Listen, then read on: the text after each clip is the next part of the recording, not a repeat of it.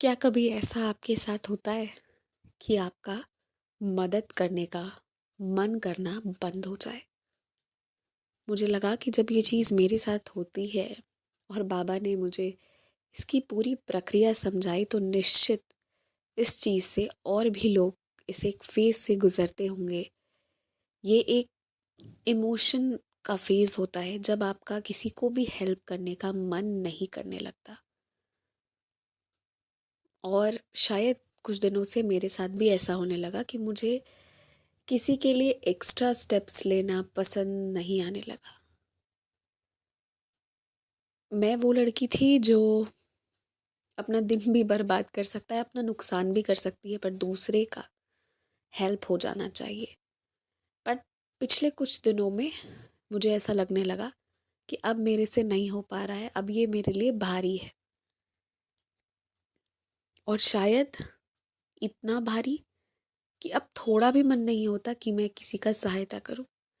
जहाँ मैं पहले अप्रिशिएट करती थी, वहाँ मेरी सहेली का फ़ोन आया कि देखो, मैंने ना ऐसे-ऐसे उसको खाना पैक करके दे दिया ताकि वो घर जाकर खा ले। किसी के बारे में उसने बताया, किसी की उसने हेल्प करी, अच्छा खाना दे दिया, स्वादिष्ट व्यंजन दे दिया।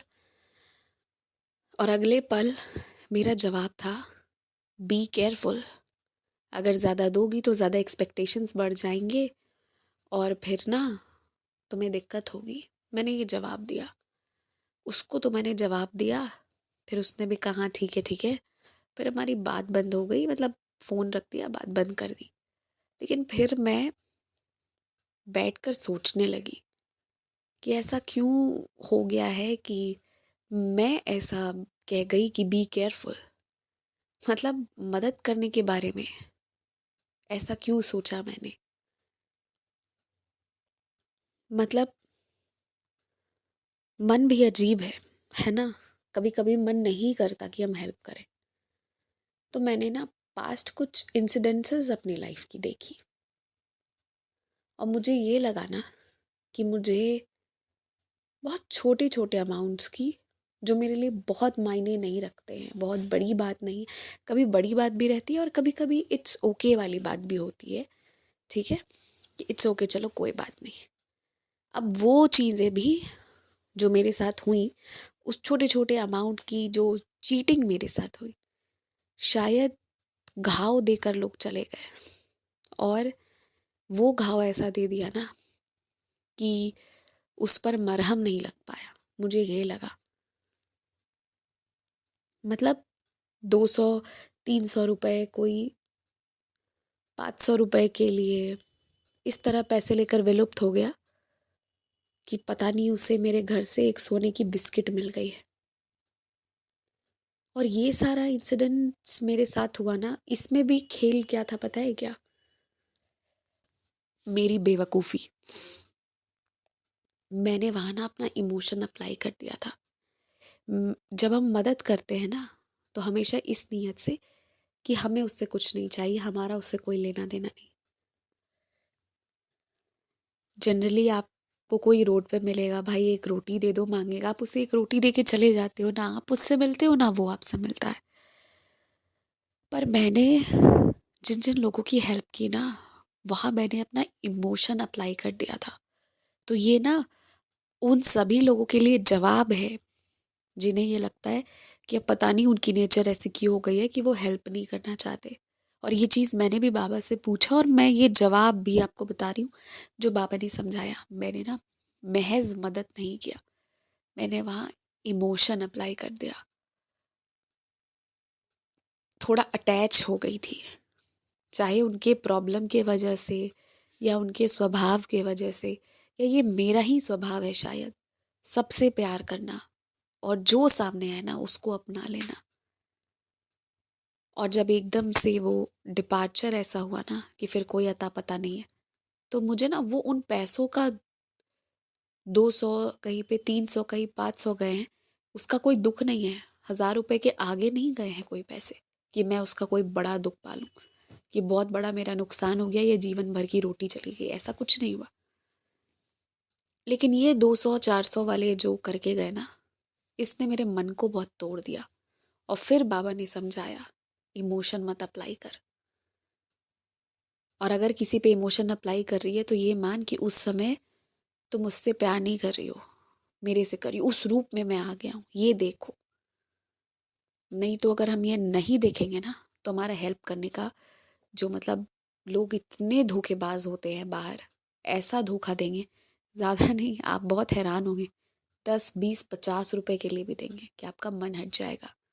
मेरे लोकेलिटी में एक पूजा का शॉप था जहाँ से लोग पूजा का सामान लेकर जाते थे, और वहाँ पे 2 लड़कियाँ मिलकर सेल करती थी। पूरा family was into that business, is still there into that business rather, अभी भी वो ये काम करते हैं।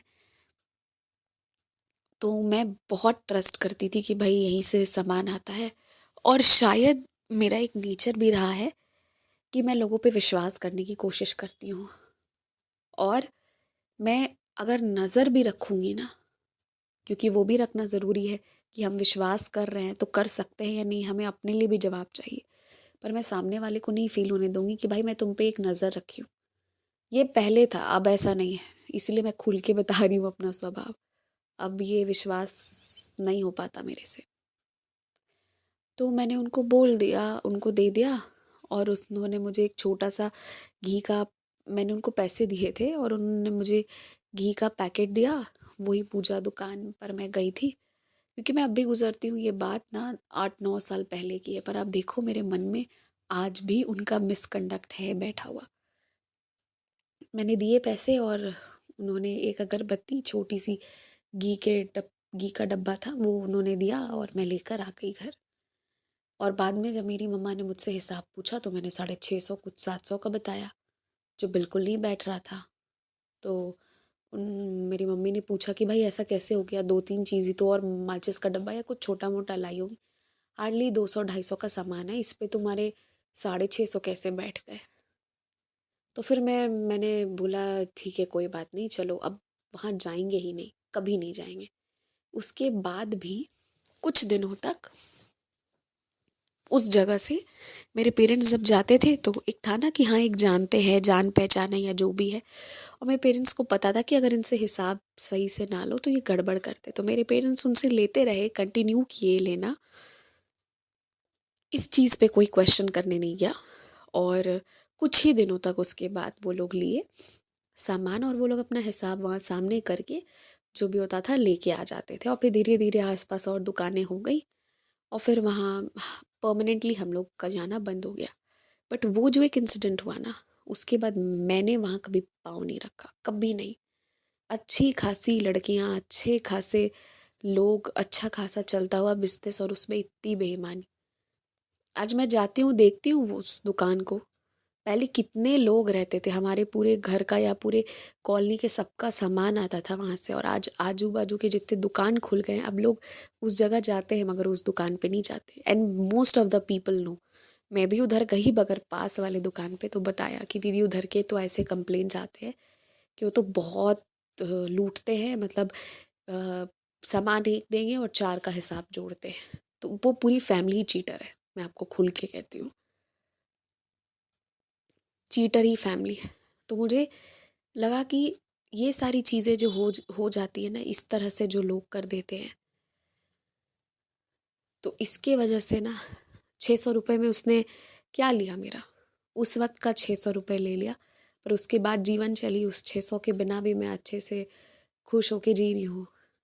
बट उसने ना मुझे पेन दिया, और उसको तो लॉस हुआ ही, उसका तो खैर पब्लिकली लॉस हुआ, पर यही मुझे बाबा ने समझाया कि बेटा, ज़्यादा इमोशन अप्लाई कर देने से, ज़्यादा अपनापन रख लेने की वजह से ना दर्द होता है। अगर तुम किसी का अच्छा कर रहे हो और तुम्हें पता ही नहीं है कौन है क्या है, और वो वही इंसान है जो 2 दिन पहले तुम्हारे खिलाफ लड़ाई हो रही थी, उसमें वो भी खड़े होकर तुम्हारी गाड़ी पे पत्थर मार रहा था, बट तुम उसे जानते नहीं थे, तुम्हें कुछ पता नहीं था, कुछ नहीं पता था, तो कुछ नहीं हुआ, 2 दिन बाद तुमने उसकी मदद की, चले गए। पर वहीं क्या होता है ना कि आपने मदद किया एक अटैचमेंट रख के, अपने अपनापन रख के, और सामने वाला डिच कर गया, तो वहाँ पे दिक्कत होती है। यही मुझे बाबा ने समझाया कि अटैचमेंट मत रखो, मदद करना है करो, नहीं करना है मत करो। और जब मन ना करे ना हेल्प करने का, तो यकीन मानिए हेल्प मत कीजिए, छोड़ दीजिए। चैरिटी ही करना है ना, पैसा निकालिए, साईं मंदिर में दे दीजिए, शिरडी संस्थान में डोनेशन कर दीजिए, अच्छा भला अन्नदान हो जाएगा। चैरिटी करना है ना तो वही करिए, कोई ज़रूरी नहीं है कि सामने से जाके ही हम हेल्प करेंगे तभी होगा, क्योंकि ऐसा होता है जो अभी मेरे साथ चल रहा है ना, मुझे अब किसी को भी ना तो हेल्प करने का मन करता है, ना ही किसी के प्रॉब्लम्स सुनने का मन करता है।